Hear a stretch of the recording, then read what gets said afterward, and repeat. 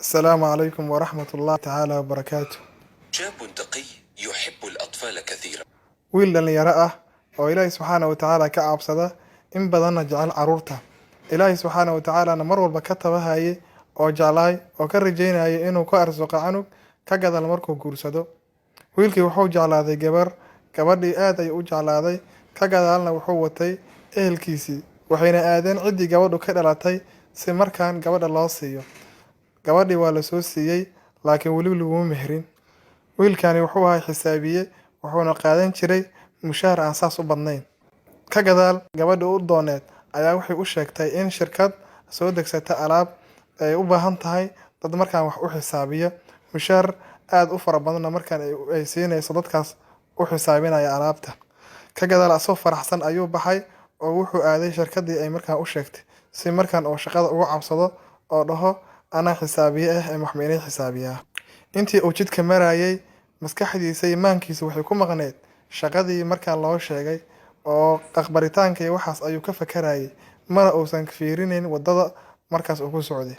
Waxaa dhacday in gaari markaan oo dardaray wiilkii waxa gaariga waday gabar oo darawal ka ahay gabar dhalinyaro ah.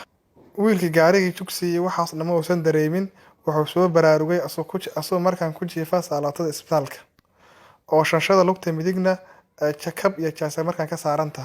Ilaahay ayuu amaanay waxa uuna dhahay إنا لله وإنا إليه راجعون. ka gadaalna wuxuu arkay gabar dhalinyaro ah oo aad u qurxoon oo ubax u soo wada dhinaciisana taagan. Ka gadaal gabadhii waxay fariisatay wiilka dhinaciisa, waxay ku dhahday waxaan aad uga xumahay dhibaatada markaan ku soo gaartay. Adigu horteeda ayaa soo martay si kadis ah, aniguna inaan gaariga ka hakay waan kari waayay, sidaas ay gabadhii ku tiri.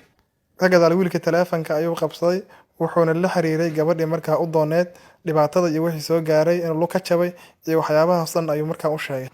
Mar allaala markay imaatana ay wiilkii meesha isbitaalka u imaatay ayadoo hal hadal dhihin ayay ka laabatay oo ka tagtay. Markay ka tagtay ka gadaal 30 daqiiqo kama aysan soo wareeganin, waxay u soo dirtay dhambaalkaasoo markaan ahay sidatan: waan ka xumahay dhibaatada ku soo gaartay, maan awoodo inaan kula tashto, wiil i doonanaya ayaa ii imaaday, ehelkaygina inaa asaga guursado ayay markaa igula taliyeen ay igu qasbeen. Gabadhii qurxooneed oo ahayd midda gaariga ku dhufatana intii midaas sidan u hadlaysa meesha ay taagan tahay wayna fiirinaysaa, indhaheedana ilin ayaa ka socotay. 2 isbuuc ka gadaal dhakhtarkii ayaa wuxuu u ogolaaday in dibadda looga saaro ninkan isbitaalka oo ku socdo kursiga dhaqaaqaya oo ah kursiga loogu talagalay dadka kabka saaran ama dadka curyaanka ah. Gabadhaas qurxooneed oo ah gabadha gaariga ku dhufatana ilbiriqsi kama aysan marnayn oo mar walba way ag taagneed way la socotay ilaa gurigiisii oo ka tagay ayadana way la socotay.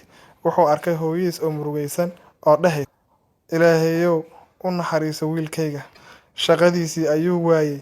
Waxaa ka tagay gabadhii markaa u dooneed ayaa nin kale ka raacay. Wuxuu ku soconayaa hal lug kaliya oo lugtii kaleeto uu ka jabay. Wiilkii waa dhow la cadeeyay, markaas wuxuu ku dhahay hooyo waxa laga yaabaa arrinta noocaana inay ay tahay khayr. Gabadhii qurxooneed oo ah gabadhii gaariga ku dhufatay maalin walba way soo booqan jirtay oo meesha ayay u imaan jirtay ilaa markii dambe gabadha uu jeclaaday wiilkii. 6 bil kadib wiilkii wuxuu karay oo Ilaahay subxaanahu wa tacaala u suurtageliyay inuu lugtii u fiicnaato oo markaan si saami ah oo lugtiisa ugu socdo. Saaxiib kamid ah saaxiibayaashiis ayaa wuxuu u sheegay in gabadhii u dooneed ay ka guursatay nin dariskiisa oo ah dhalinyarada dariska la ahayd nin mid kamid ah inay guursatay ayuu markaa u sheegay. Wuxuu kaloo u sheegay inay gabadhu ka cabanayso madhaliisnimo oo waxay noqotay oo waxa loo soo sheegay gabadhu inay tahay madhasho. Wiilkii aad ayuu ugu murgay gabadhii markii loo soo sheegay inay saas tahay, laakiin Ilaahay subxaanahu wa tacaala ayuu ku shukriyay oo ka badbaashay ayada. Waqti qotayda kamid ah wiilkii asagoo akhrinaya joornaalka soo fulay ayuu wuxuu arkay in shirkadii markii hore u soo bandhigtay shaqada oo u socday markuu gaariga dardarayay inay shirkadii waajahday khasaaro taasoo ah deyno ugu imaada dhanka bangiyaasha. Ilaahay subxaanahu wa tacaala ku shukriyay oo u naxariistay wiilkii waqti uu shirkadda noocaas ah oosan ka mid noqon shaqaalaheeda. Maalin maalmaha kamid ah ayuu haddana wuxuu go'aansaday in gabadhii qurxooneed oo ah midda gaariga ku dhufatay ilaa uu ka caafimaadayna soo booqan jirtay oo jacaylka iyo waxa uu qabo uu cadeeyo, asagoo weliba ka cabsanaya inay markaan ka diido. Laakiin waxa kadis noqotay ama kaag intuusan asagoo u sheeginba in ayadu kala hormartay oo ku tiri miyaa doonaysaa inaad markaa guursatid. wiilka waxa uu maqlayo ayuu rumaysan waayey oo waxay ku noqotay arrin nooc kale. wiilkii hadal ayaa kasoo bixi waayey, isagoo yaaban ayay mar labaad ku celisay. waxay dhahday sidoo kaleeto shirkadaha aabahay shirkad ka mid ah ayaa ka shaqaynaysaa, weliba xafiis ayaa fadhiisanaysaa oo fadhiga ayaa ka shaqaynaysaa, shaqo socodoo dhan ma aha. wiilku intuusan ayada u jawaabin ayuu wuxuu la dhacay sujuudu shukri, asuu ilaahay subxaana watacaala markaan ku shukriyaya. ka gadaal wiilkii wuxuu dhahay sideeta, ilaahayow maxaa kaa naxariis badan, hadduu gaariga jug isii lahayn gabar madhasho ah ayaa markaan guursa lahay. haddii gaariga jug isii lahayn waxaan ka shaqaale ka noqon lahay shirkadii, taasoo ah shirkad khasaartay. laakiin hadda ilaahayow waxaad isiisay shaqadii hore ka fudud kana lacag badan, weligeyna aana tanoo kaleeto waad heli aan isdhehin. waxaa kaloo isiisay gabar aad u malaysid xawralcayn. rasuulkaaga sharafta lahna run ayuu sheegay waqti ou dhahay. ما من عبد تصيبه مصيبة فيقول إنا لله وإنا إليه راجعون اللهم أجرني في مصيبتي واخلف لي خيرا منها إلا أجره الله في مصيبته وأخلف له خيرا منها. قل اللهم مالك الملك تؤتي الملك من تشاء وتنزع الملك ممن تشاء وتعز من تشاء وتذل من تشاء بيدك الخير